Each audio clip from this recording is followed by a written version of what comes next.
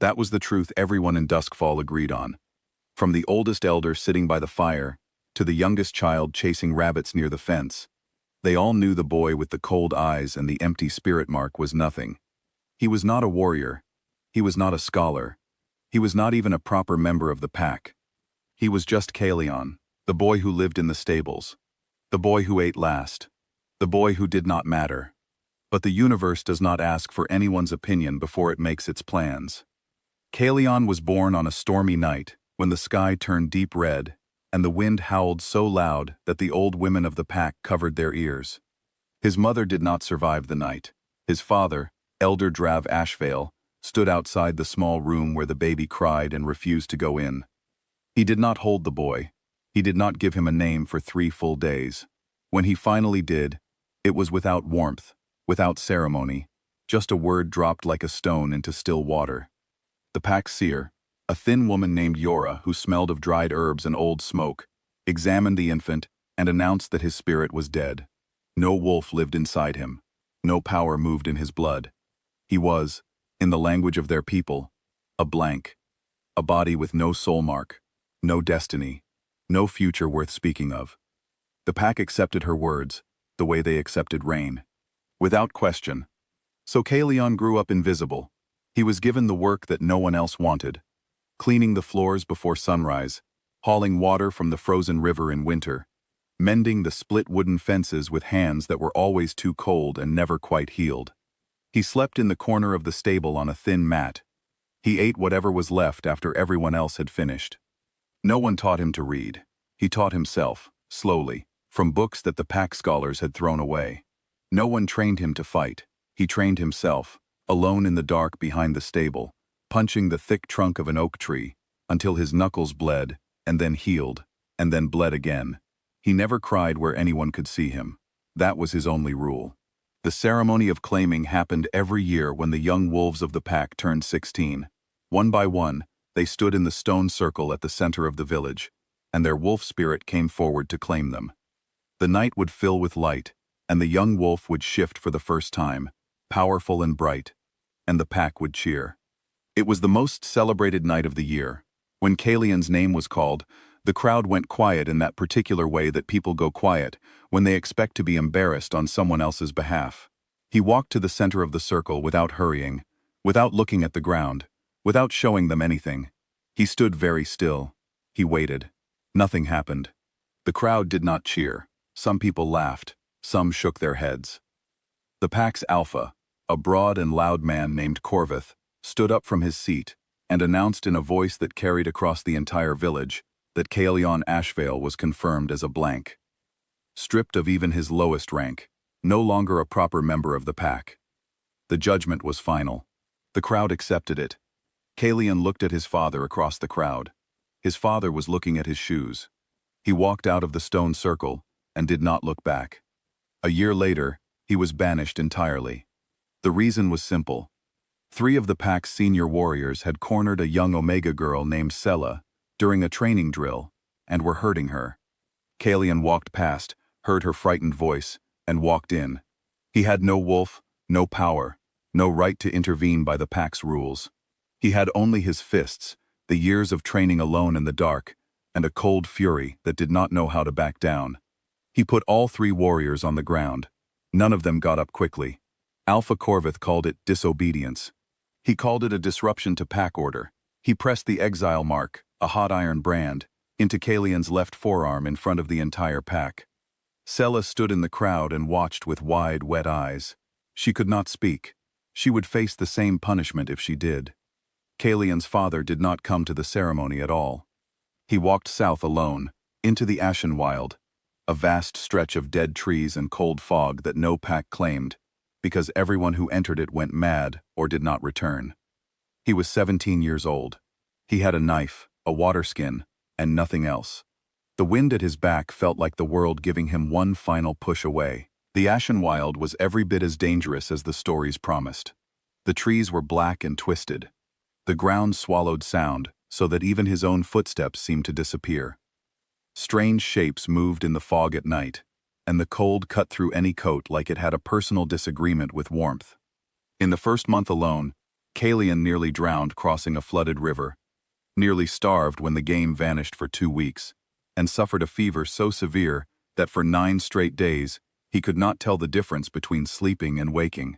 It was on the 9th night of that fever that everything changed. He saw the wolf in a dream, or something that felt more real than any dream he had ever had.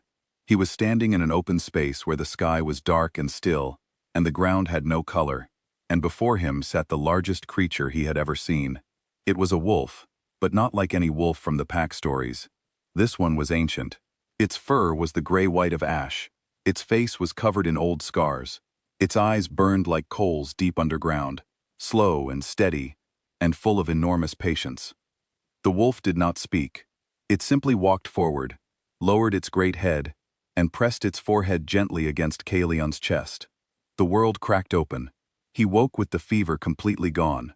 His body felt different, solid, and settled in a way it never had before, as if every bone and muscle had finally found its correct position. He sat up in the dark forest and put his hand to his chest and felt something beating there that was not only his heart, something older, something patient, something that had been waiting a very long time. 3 weeks later, deep in the Ashenwild, standing alone in the ruins of a stone temple so old that its carvings had no name in any language he had studied, Kaelion shifted for the first time. It was nothing like the shifts he had watched in the stone circle back home. There was no flash of light, no crowd applause, no elder nodding with approval. It was just Kaelion, alone, in the dark, with the sound of the forest going very, very quiet around him. Then his body changed, slowly, powerfully, completely, and the wolf that rose up was not one that any living pack had ever seen. It stood nearly as tall as the temple walls. Its fur was the color of ash after a long fire. Its eyes burned amber, steady and deep. When it exhaled, the frozen ground around it cracked, and the dead black trees of the Ashenwild began, impossibly, to bloom. He was not a blank. He never had been. The wolf inside him was the Primordial, the original spirit, the one that had existed before any pack, before any alpha, before any law. It was the source from which every wolf on the continent ultimately descended. It had not been absent, it had simply been waiting, because a spirit like that could not be carried by someone with a borrowed identity, a handed-down rank, or a name given without love. It needed someone who had built himself from nothing, someone tested to his limit, someone who had been given every reason to fall apart and had refused. Kaelion spent 3 years in the Ashenwild after that.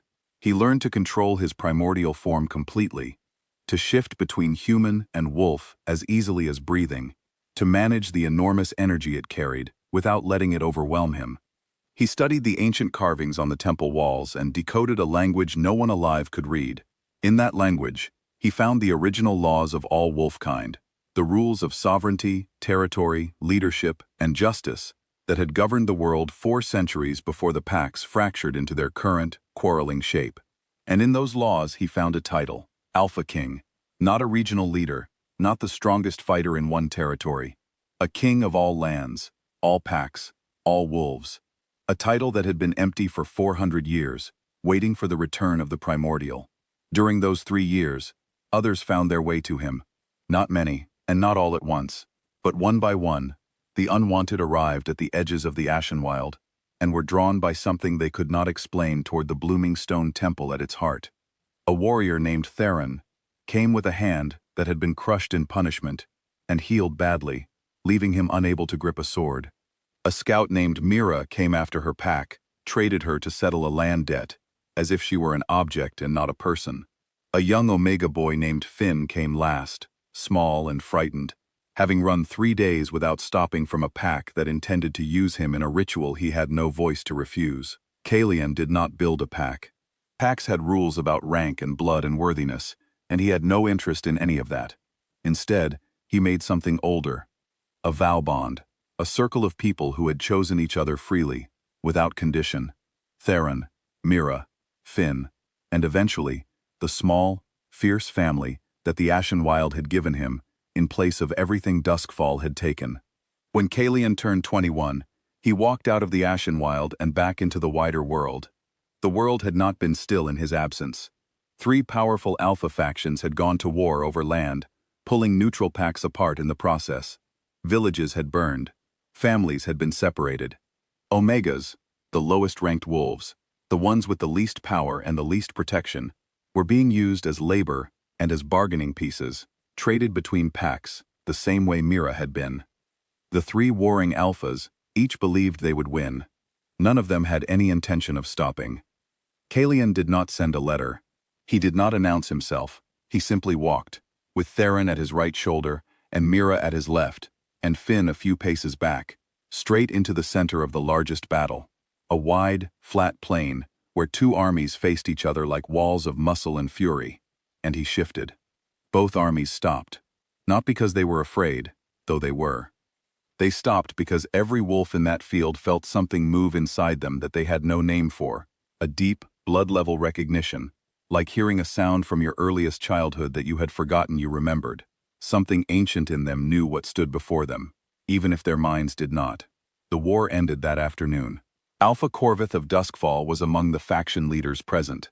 When he saw Kaelion, not the thin, quiet boy he had branded and discarded, but the man who now stood before him, calm and certain as a mountain, something moved across his face that was not quite shame and not quite fear, but lived in the same uncomfortable neighborhood as both. Kaelion offered him a private meeting first. Out of a courtesy Corvith had never shown anyone weaker than himself. Corvith refused it and demanded a formal challenge instead. The duel was short, not because Kaelion was rushed or angry, but because he was completely, perfectly in control. He did not humiliate Corvith. He did not need to. He simply demonstrated, clearly and without wasted energy, the enormous distance between where Corvith stood and where he stood. When it was over, Corvith sat on the ground breathing hard, and the field was very quiet. Then Theron brought Elder Drav Ashveil forward from the crowd. The old man was smaller than Kaelion remembered. Or perhaps his father had always been that size, and Kaelion had simply been too young and too hungry for approval to see it clearly. Elder Drav looked at his son and could not hold his gaze for more than a moment. He was waiting, Kaelion could see, for anger, for punishment, for the mirror of all the coldness that had been given to him. Kaelion looked at his father for a long moment. Then he said, quietly and without any particular heat, "I needed you. You were not there. I built myself without you." He turned away. He did not exile his father. He did not punish him. He did not give him a single additional moment of attention. He simply moved forward and left the old man standing in the past, exactly where the past belonged. Sela found him before he left the territory. She had grown into a capable young woman, a scout now, sharp-eyed and quick. But when she approached him, she moved the way anyone moves when they carry a debt they have been holding for years. She lowered her head.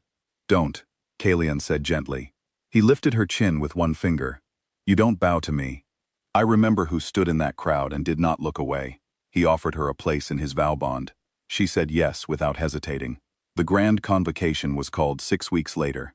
Under the ancient laws recovered from the temple, every ruling alpha on the continent was summoned to a formal gathering, the first such meeting in 400 years. The location was the Ashenwild temple itself, which had continued to change since Kaelion's years there. The dead black trees were now full white, blooming in colors that had no names in the standard vocabulary of the region. The fog was gone. The cold that had once driven travelers mad had softened into something merely fresh and sharp. The Ashenwild, it turned out, had never been a cursed place. It had been a waiting place. 63 pack alphas came. Some came willingly, curious or respectful or both. Some came reluctantly, brought by the pull in their blood that they could not logic their way out of. 2 refused entirely and sent representatives with prepared speeches about sovereignty and independence, which Kaelion received politely and set aside. He addressed them first in the ancient language from the temple walls. He had spent 3 years learning it and could now speak it as comfortably as his own native tongue. The alphas who had never heard a syllable of it in their lives felt it move through them like a current, something in their very oldest memory responding to sounds older than civilization. Then he spoke in the common language, plainly and without drama. The war was over. The practice of trading wolves as property was over. The use of omegas as forced labor was over. These were not proposals for discussion. They were the law as it had always existed, and as it would now be upheld. Anyone who wished to challenge the authority behind those words was welcome to step forward. No one stepped forward. The coronation of the Alpha King was not the kind of ceremony any of the Alphas had expected. There was no golden crown, no throne, no long procession. Kaelion simply walked alone to the center of the temple, knelt at the ancient altar stone, and waited. Then the mark appeared, spreading across his chest in lines that exactly matched the carvings on the walls around him, glowing amber and steady as the eyes of his wolf. And every single wolf on the continent felt it. Not just the 63 alphas standing in the blooming Ashenwild. Every wolf, everywhere, in distant mountain packs, in coastal villages, in plains territories 1,000 miles away, stopped what they were doing for one still moment, felt something ancient and settled move through their blood, and looked up without knowing why. The boy no one had wanted had become the king every wolf on earth carried inside them. Kaelion did not rule from a throne. He was never still for long enough. He moved constantly across the lands, settling disputes between packs before they became wars, breaking forced labor contracts, building the first neutral council chambers in 3 centuries, where even the lowest-ranked Omega had the legal right to bring a grievance and be heard. Theron served as his chief enforcer, traveling the northern territories with his badly healed hand and his perfect, patient ability to de-escalate a room before it came to blows. Mira ran intelligence. She had a gift for knowing things before anyone had officially said them, and she used it with quiet precision. Finn, 17 now and no longer frightened, became the first Omega representative to the Alpha King's Council. His presence at that table was its own message about who had standing in the new order. The Ashenwild became the seat of the court. Within 5 years, it was a proper settlement.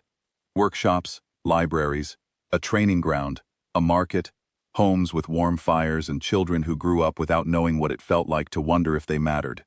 Within 10 years, it was a city. People called it the Bloom because of the white trees that surrounded it on every side and never stopped flowering regardless of season. People who met Kaelion for the first time were often surprised by how quiet he was. They expected something louder from a king, more ceremony, more display, more reminders of who he was. He had none of that. He listened more than he spoke. He asked questions. He remembered small things that people told him about their lives and asked after them later. He ate with his council at a plain wooden table, and he did not sit at the head of it. He sat in the middle, the same as everyone else. Sometimes, in the quiet of late evening, when the city was settling into sleep, he would walk alone to the old stone circle at the center of the temple. The original part, the piece that had been there before everything else.